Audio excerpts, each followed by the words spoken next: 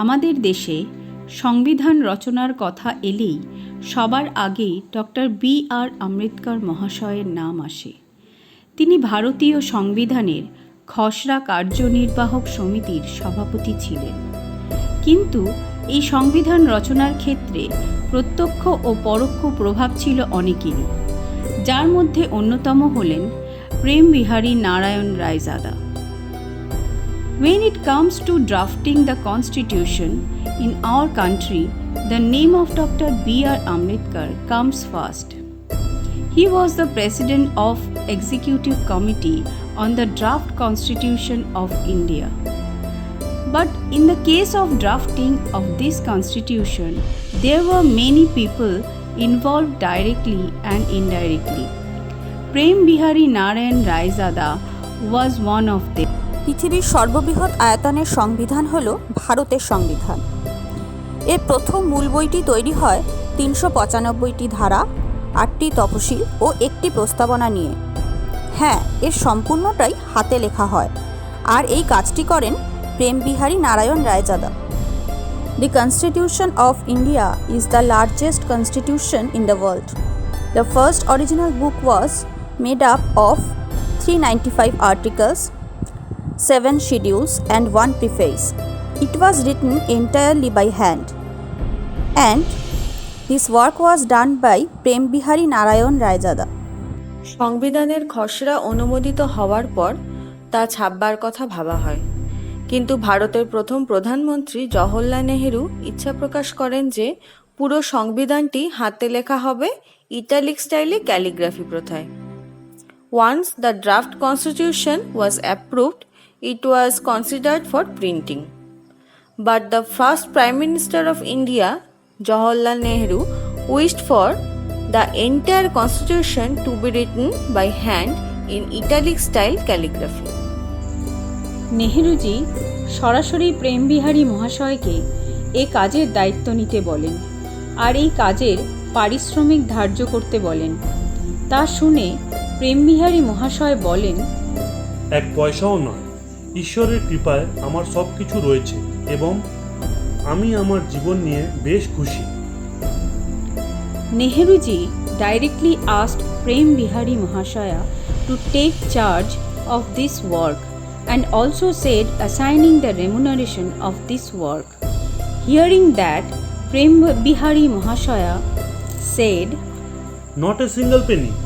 By the grace of God, I have all the things and I am quite happy with my life.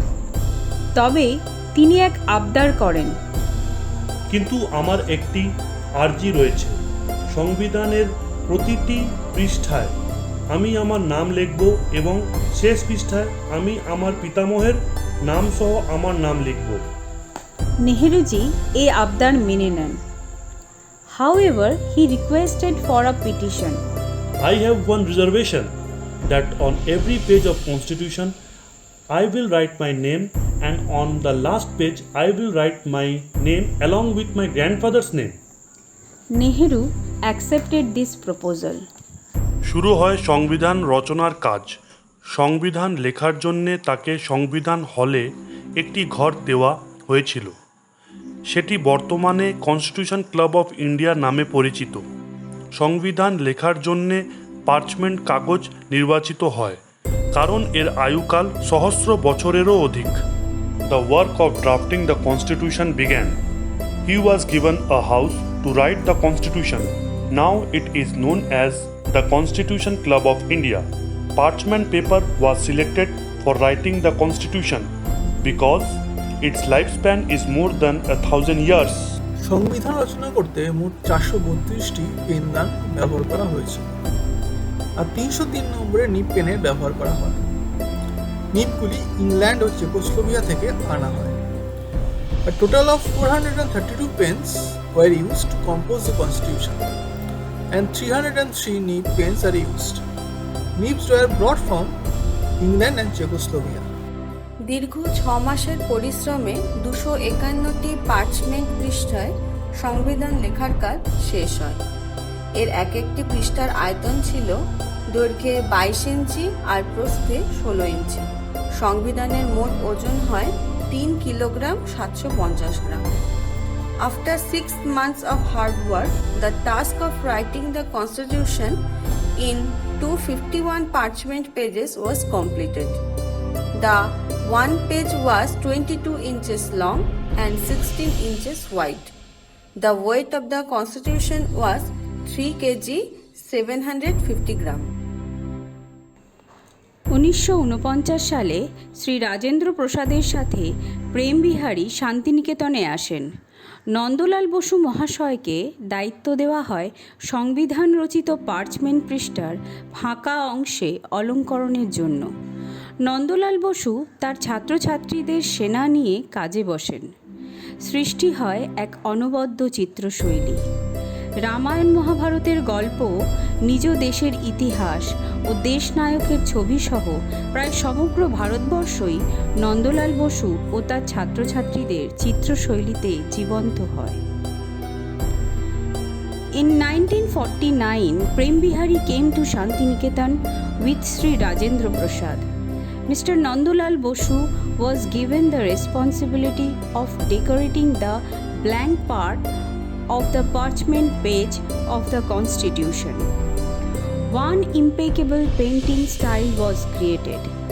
The story of Ramayana and Mahabharata, including the history of one's own country and picture of national heroes and their life in almost all of India, was given by Nandulal Bosu and his students.